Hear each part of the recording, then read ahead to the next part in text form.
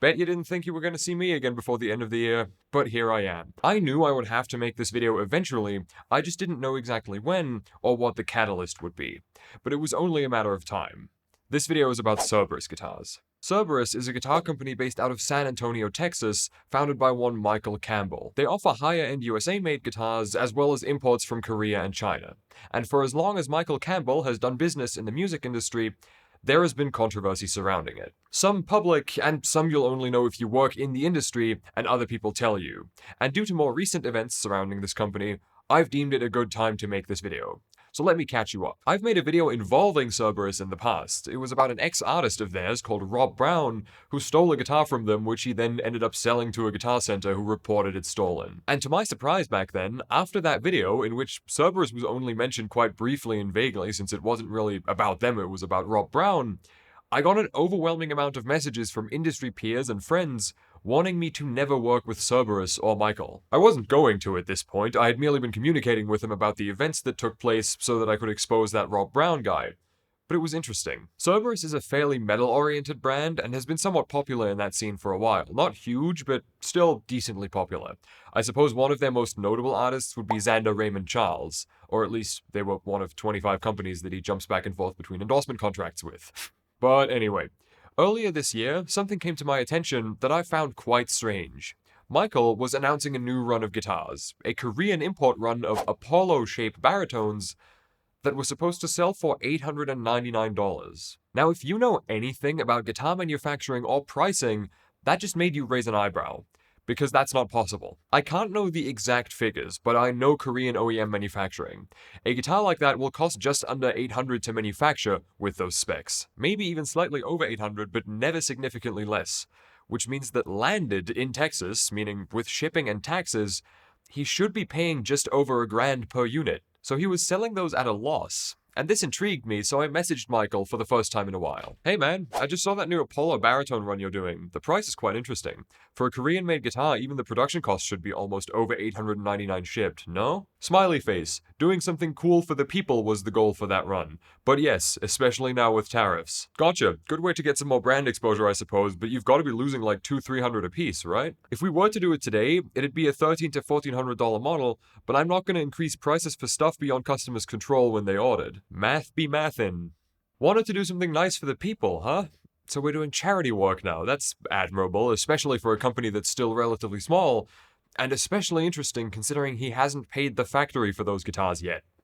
Speaking of not paying manufacturers, let's talk about Michael's previous company, Guitar Pickups. Guitar is a pickup company that has been through more ownership changes than BC Rich, and the last owner before the current one was Michael from Cerberus. But as some of you might know, Rob Chapman back then also ended up buying into Guitar under Michael's ownership. The pickups used to be all USA made, I'm pretty sure they've by now switched to overseas manufacturing largely, but at least for a while, back when they were all USA only, Guitar were working with a bunch of ghost builders. Essentially just OEM like with everything else. But Michael ended up not paying a bunch of the ghost builders, because of course, and a bunch of them went public about it when they realized they probably weren't going to get paid. Some of them he didn't owe that much to, but we're talking like up to $10,000 per ghost builder. Upon these guys taking their grievances to the public, Michael then decided to at least pay some of them, and then Michael and Rob sold Guitar to whoever is the current owner. A shady history that is well known in that niche of the scene. Some of the builders really were quite vocal about their issues working with Michael. So now to more current events. Cerberus has a rich history of customer complaints regarding production time and Michael making up any excuse he can think of not to deliver on a guitar. Be it his army career, where he's stationed, the factories causing delays, or literally anything else. But especially regarding that run of Korean baritones that were clearly being offered at a loss price, people were starting to get pissed off about the status of their orders. And just the other day, a post popped up on Reddit titled "Do Not Order from Cerberus Guitars." And the essence of that post was, why would you take a gamble with this company that clearly has a history of shady business dealings when there's so many well-established alternatives out there? And the comments on that post are absolutely frying Michael. Yeah, I wish I'd known this 6 months ago. Based on my experience with Guitar this really isn't surprising. Are you talking about Michael I was on duty Campbell? Or about Michael, it's not my fault, Campbell. Or maybe about Michael, guitars will be in next week, Campbell. I've been waiting over a year for my Orpheus. He didn't even pretend to care. I've also had bad experience with them and the Orpheus run. Never again. I asked for a refund back in October and still haven't received my money, didn't even respond to my email. You see what I mean? Rich history of customer complaints, not just with this run, with previous ones as well, and with previous companies as well. And so just the other day, Cerberus released this statement on Instagram. At Cerberus Guitars, our responsibility to our players comes first. We're announcing a temporary pause in manufacturing as we restructure our operations and move away from a pre-order based model to an in-hand ready-to-ship approach. All currently placed orders remain active and are still being fulfilled. This pause does not affect existing customer orders. This decision follows a hard but necessary lesson. A significant dealer shortfall approaching $100,000 had a real operational impact. While that impact affected our 2025 production schedule and us as a company, more importantly, it affected our customers, and that is something we take seriously. As the owner, I've explored every viable alternative to pausing manufacturing. After exhausting those options, it became clear that this step is necessary to correct the underlying issues, protect our customers, and ensure the long-term health of the brand. While we have experienced delays, some beyond our immediate control, we have never intentionally misled or scammed anybody. That is not who we are, and it will never be. I would not risk my integrity, my family, or my 16-year military career over a guitar. Accountability and trust matter to me personally, not just professionally. The goal is simple. When you order a Cerberus guitar, it should be built, finished, and ready to ship. This pause allows us to refine our production workflow, reduce financial and fulfillment risk, eliminate uncertainty for customers, deliver a better overall ownership experience. So they will briefly be taking a break from guitar production to regroup, and then switch from a pre-order based business model to one where they only actually sell shit they've got in stock. Now, I try to remain professional in these videos, I would say with varying degrees of success. But I have to call bullshit on that for multiple reasons. A, Cerberus is maybe a third the size of a company like Ormsby, for example.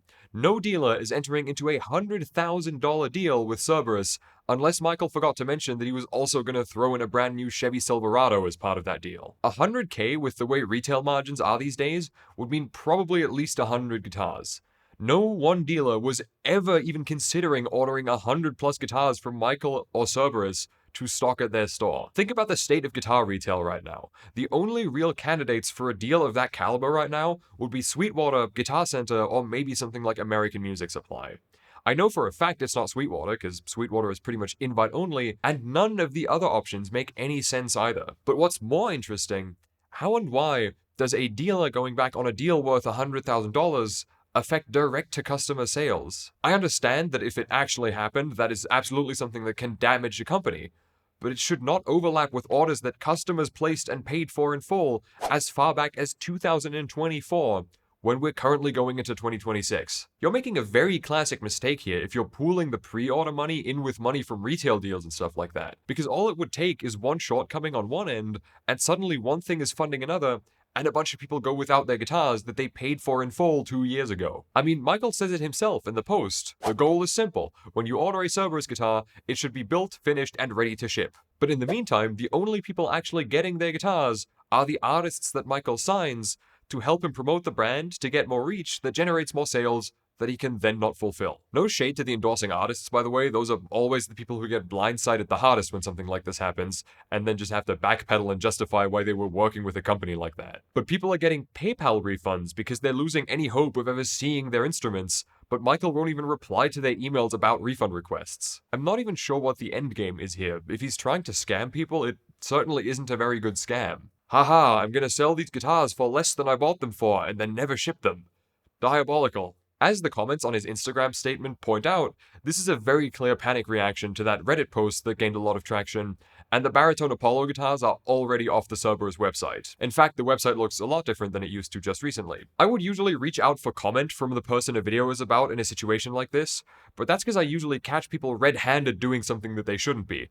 But Michael's statement on Instagram is so recent and so extensive that all I would be doing if I reached out to him for an extra statement would be giving him time to do damage control before I even said anything and come up with statements of questionable integrity, which he's already posted. So what's the moral of this story? Well, if all it takes is breathing someone's name one time for every industry peer you have to come running and tell you not to work with that person, it's usually for a reason. And we know that reason now. Happy holidays, and thank you for watching.